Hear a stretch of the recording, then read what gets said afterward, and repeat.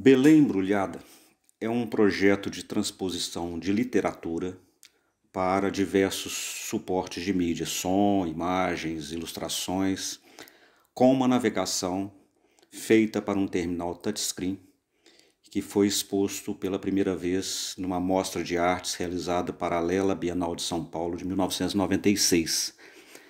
Este terminal touchscreen ficava na galeria e ele tinha que ser um objeto que convidasse as pessoas a interagir e tocar. Como as pessoas não tinham muita experiência, como se fosse um livro, ele tem uma introdução, que é uma capa, que nós vamos ver daqui a pouco, que ela fica rodando em looping. Isso já demonstra como a técnica foi necessária e fundamental para realizar esta obra. Esta análise desse projeto não pretende ser nem estética nem do conteúdo, apenas da técnica, e se relaciona bastante com a ideia que eu tenho do meu projeto, que seria uma coisa de letramento midiático para professores, que eu acho que é quase impossível não tocar nos aspectos técnicos, pois se você não domina a técnica, você não é capaz de nem produzir e nem decupar os conteúdos. Eu vou mostrar soluções técnicas que eu tive que realizar dentro do que era possível na época, em 96, e vou comentando cada momento dessa obra. O looping inicial, como é uma coisa que fica esperando o usuário chegar e tocar, ele pediu que eu fizesse uma trilha que não tivesse nem princípio nem fim, para que não houvesse corte. Então é um gotejamento, como se fosse numa caverna, são gotas. Entra um locutor que faz um texto que é uma invocação, e de vez em quando aparece na tela a palavra rédea-me, que não existe exatamente assim, mas ela também remete a uma coisa que era muito comum no início dos anos 90, você comprar programas e você tinha o readme, que era para ler, saber usar o negócio. Então o rédea-me é uma invocação, guia-me, né? Toque-me. Vamos lá.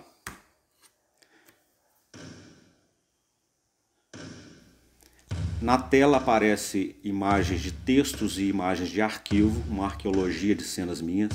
Os textos são escritos em Word para DOS, que era o que eu usava na época no computador mais simples que eu trabalhava, né? E aqui existe uma coisa curiosa também, que é, ao contrário da obsolescência, seria a não possibilidade do usuário de ter um equipamento capaz de rodar essa programação e esses vídeos, porque era muito pesado. Então a gente estava um pouco na frente do equipamento, do hardware mesmo, né? Depois vou mostrar para vocês um livro que tem as especificações técnicas e o CD-ROM que acabou sendo prensado, que era o jeito de poder fazer com que esse material chegasse nas mãos das pessoas. A internet não dava conta de rodar isso ainda, né?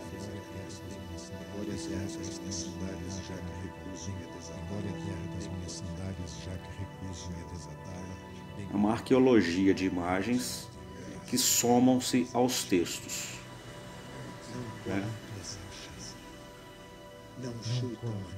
Boa parte dessas cenas vão estar nos capítulos dessa obra, né? Que não são capítulos, são links de navegação.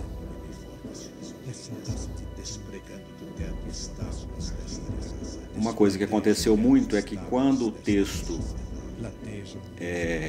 podia ser substituído pela imagem ou pelo som, eu diminuía, tirava essas partes de texto e colocava pequenas frases indicativas apenas, porque o usuário não conseguiria ler textos enormes numa tela, né? Seria um excesso, uma inadequação de plataforma mesmo.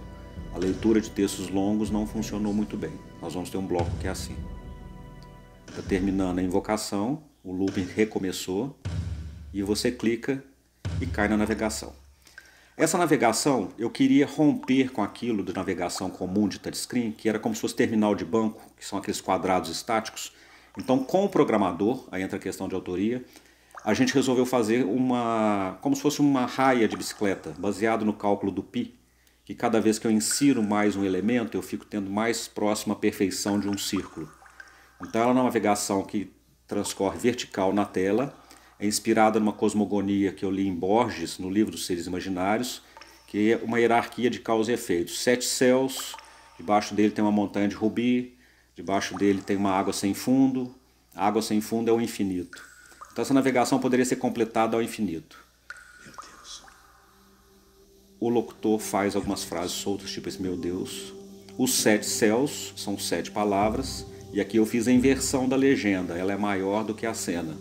São experimentos básicos da linguagem que a gente estava acostumado a usar, transposta para a nova plataforma, que seria uma navegação multimídia, né?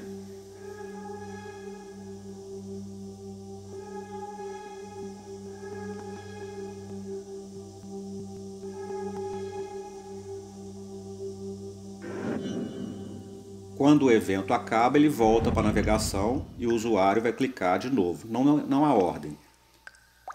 Esta é uma coisa que não conseguiu ser feita aqui nessa gravação, não aparece, porque na verdade eram 7 quadradinhos que vinham em cima desse mapa de Copérnico, se eu não me engano, que é uma coisa, a Terra é o centro do universo. Mas o computador comum não conseguia reproduzir isso. Ficavam 7 quadradinhos vindos do espaço da lateral esquerda até chegar miudíssimo. Tá vendo? Tem uma cena lá no meio, né? E esses ruídos são ruídos de uma mensagem de telefone que ficou no meu celular na época, que era uma interferência de satélite. São conversas e sons que caíram por acaso na minha secretária eletrônica. É lógico que a composição era muito mais bonita com os 7 quadrados vindo grandões e diminuindo até chegar na Terra, que é o centro desse mapa do universo aí, né? Traçado por Copérnico, se não me engano, não tenho certeza. É uma ilustração tirada de um livro. Olha lá, a Terra no centro voltou. Mas os parcos observadores perceberam Só para ver que realmente a imagem foi trabalhada de uma maneira que ela se torna às vezes um ruído ou apenas um grafismo na tela, né? Isso tá ampliada a cena, você vê que o mouse está enorme, né? E são cenas urbanas antigas, são cenas de trânsito, de obras. A mesma situação agora com a narrativa de uma possibilidade de vários universos acontecendo. As cenas laterais são um pequeno castelo de areia na beira do mar e ele tem uma interferência que é sincronizada com um som, que é um piscar, né? Essa coisa de usar frames rápidos inserindo era uma coisa que a gente fazia muito em videoclipe e dava uma dinâmica interessante. Claro que isso você ouvindo com um som bastante alto é muito mais bonito, né? No canto inferior da tela à esquerda tem uma mão que é uma ajuda, caso o usuário precise de alguma explicação, que fala as especificações técnicas, e também leva um link de uma netnovela, que era uma novela, como se fosse uma fotonovela, de um edifício, com textos narrando a rotina desse edifício de uma maneira bastante mágica ou surreal. E isso foi publicado na internet paralelamente. Então, cada dia entrava um texto e uma foto nova, como se fosse uma fotonovela. Essa fotonovela eu acho que eu só terei em arquivo de backup, não é mais disponível, né? O locutor faz uma narração muito bonita da literatura. Não sei se é possível ouvir. Este já é uma coisa mais gráfica, são 3 imagens, né, numa coisa meio sacra. Eu não lembro qual que é a razão da literatura do Borges, que eu fui pegando as hierarquias que existiam uma debaixo da outra, mas essa é alguma coisa religiosa. Aí no caso já começa a usar mais iconografia mesmo, um pequeno trecho do texto e vai cair um anjo, se não me engano. Não caiu, mas ele cai, depende do tempo que o usuário leva na programação.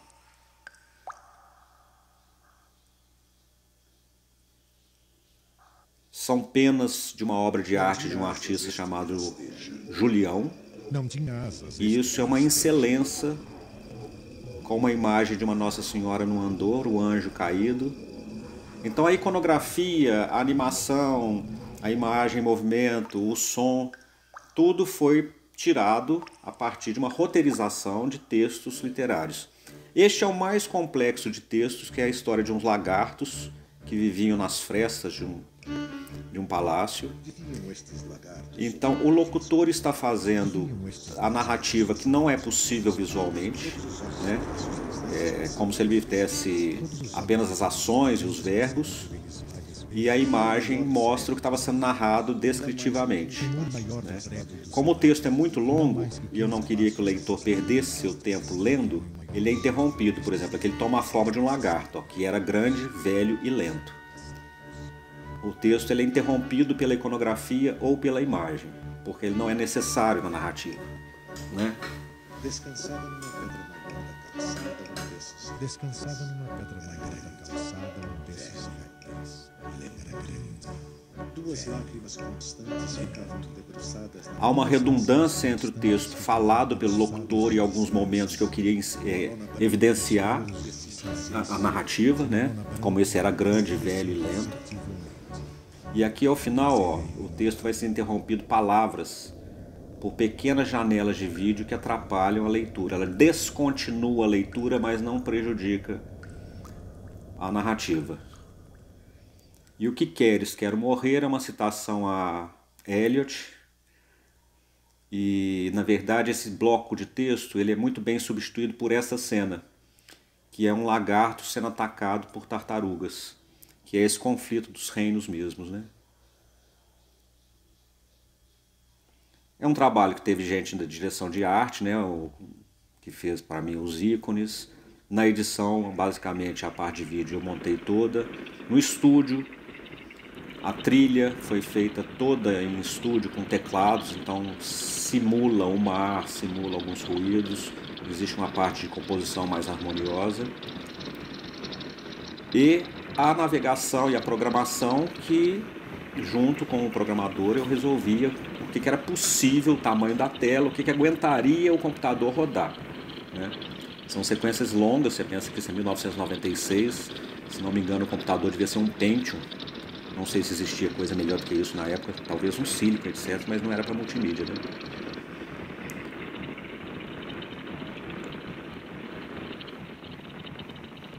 Retorna a navegação automaticamente. Vai clicar na montanha de Rubi.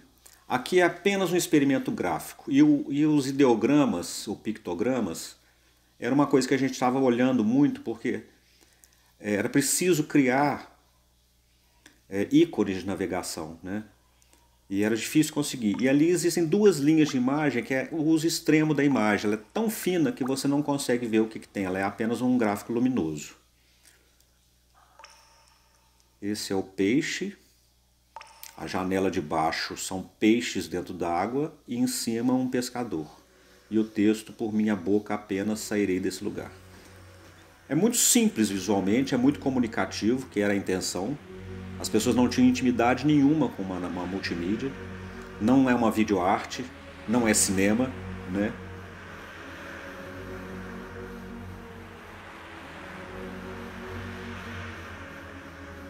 Se o usuário clica na tela, ele cai na navegação de novo. Aí houve uma maldade também minha do programador, que se o usuário não faz nada, ele é expulso. Iria dependurado em minha boca o gancho cravado no palato. Não jogam iscas nesse lago. A imagem de baixo vira uma cachoeira com um shutter altíssimo. E o som do mar também tem essa coisa do looping, né? Quase todos os sons. Isso aí o usuário não usou, ele é expulso e cai num jogo de paciência. Isso foi uma maldade minha e do programador, que era se a pessoa não sabe navegar, ela acabava sendo expulsa e caía nesse jogo de paciência. Este é... Quando meus pés tocarem a superfície da água. Esse ícone já é a água sem fundo, que na cosmogonia que o Borges narra, é que a partir desse momento não sabemos nada do universo. E essas cenas são cenas antigas de um afogamento no mar, que o paraquedas caiu no mar e não conseguiram resgatar o cara. E tinha muito a ver com o clima do texto.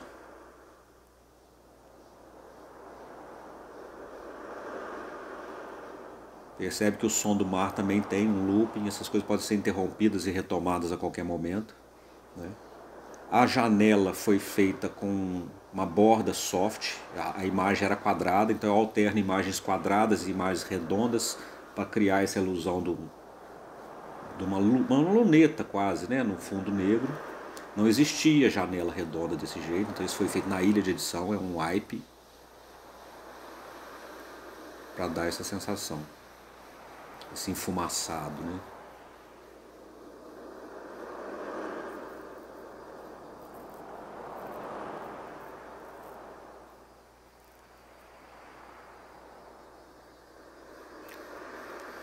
É muito contemplativo também. Isso era para ser exibido num telão controlado por um monitor touchscreen num totemzinho, né? Então a pessoa ficava diante do totem e isso era projetado num telão. O telão só foi colocado um dia por questão de custo mesmo, porque um telão para definição numa área aberta lá, que o local tinha muita luz, esse troço não ficava tão bonito. Era um telão de muitos lumens, mas mesmo assim não havia uma cabine que botasse a pessoa numa tela escura. Ah lá, o wipe está sendo fechado, é o fim da sessão.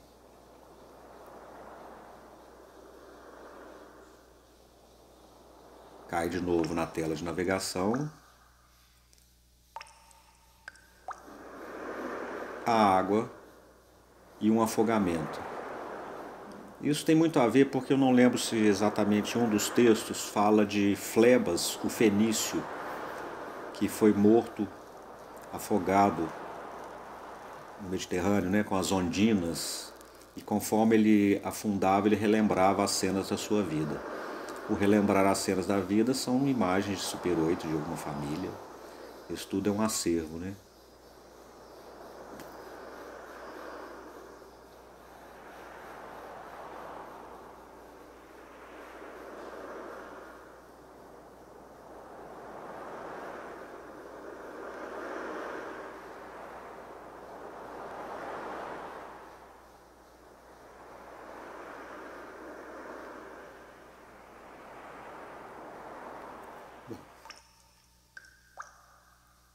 O gotejar é uma solução para que não exista nem início nem fim. Ele voltou e aí ele foi para o infinito, que é uma gagzinha. A mão dá os créditos, dá a configuração, dá quem fez. A produtora era a Cíclope, era uma produtora que eu tinha nos anos 90, que a gente fazia muita multimídia. Existe uma tela de ajuda explicando e a novela, não sei se não está aí pelo jeito, não apareceu. Voltou para o infinito e assim terminamos a navegação. Eu acho curioso dizer que depois esse material foi transformado em um livro impresso com um CD-ROM encartado. Mas eu esperei 3 anos para fazer isso, para que as pessoas pudessem ter seus kits multimídia, né, que era comprado à parte do computador, porque senão ninguém conseguiria ter acesso a esse material. No livro vem as especificações técnicas e a narrativa de cada capítulo desse que a gente assistiu aqui nesse totem gravado. Tá bom? Vou mostrar rapidamente o livro. Aqui era o programa que rodava na época. Muito obrigado.